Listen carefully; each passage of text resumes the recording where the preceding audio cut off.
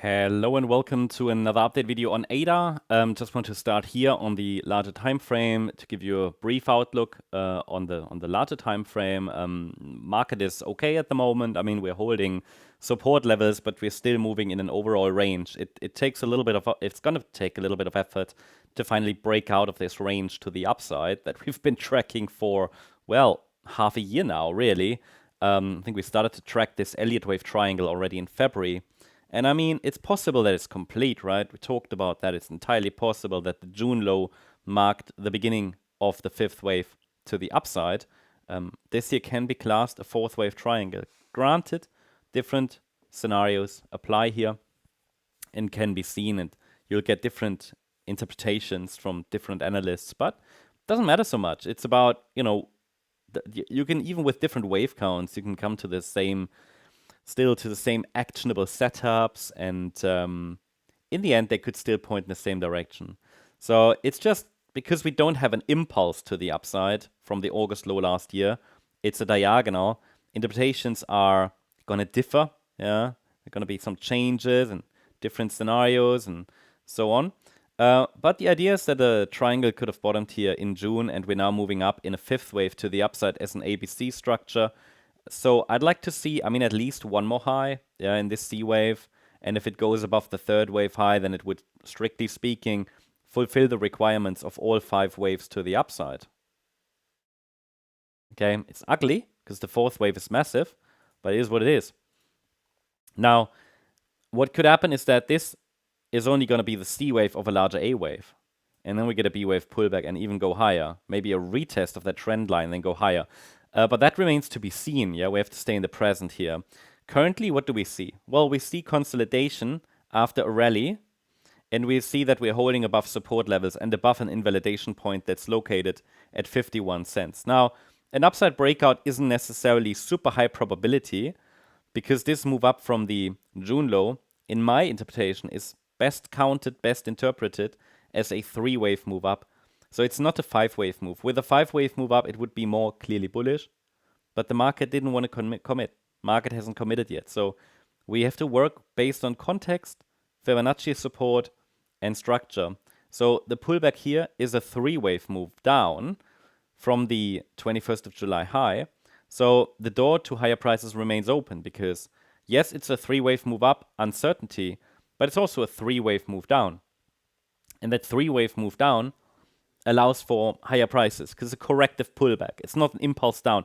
It's not a downtrend impulse that tells us that a new downtrend has begun. I mean, anything is possible, but we have to focus on what's probable. So there is a support zone that distinguishes between bullish and bearish momentum, at least somewhat bullish momentum, because again, we're in a range and have been in there for the whole year. So we need some more than just a few green candles to tell us we are on our way higher. But, as long as this zone is holding, and it was just tested a few days ago, the focus can be on higher prices. And support is between 57.8 to 68.8 cents.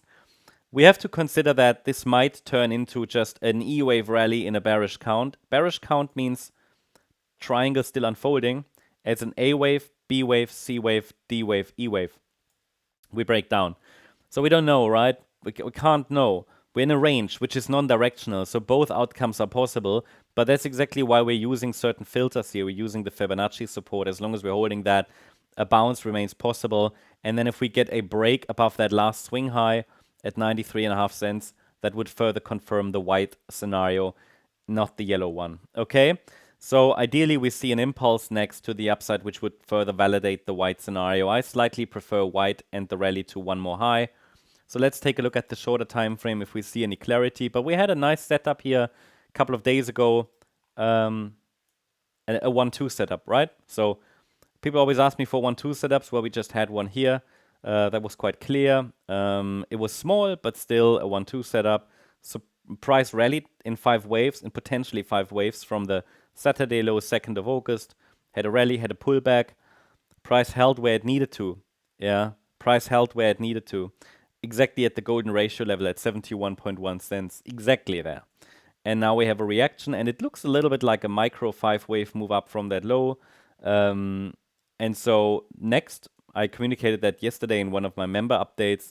Next, we should be on our way to round about 81.8 cents or so.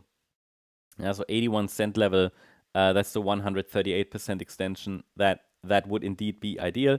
First of all, though, we have to break above this week's highs around 76 cents and then 79 cents, sorry, 79 cents, which is the swing high from the 31st of July. So overall, we see some upside momentum today. What can I say? Now it's just for those who use this setup to find a position, manage risk, and lean back. That's all I can say. This is obviously on the micro level. Things can shift quickly here, but for now, momentum is up. And if this really is a third wave, which needs to be confirmed further with a break above that 76 cent level, then a third wave should take us to nearly 82 cents. So yeah, that's the update on ADA. I hope you liked the update. If you did, please hit the like button, leave a comment, and subscribe. And if you really like the content, then please check out the channel membership. I also invite you to join us on X for additional updates, news, and so on. You'll find the link in the video description. Check it out. Thanks so much. Bye-bye.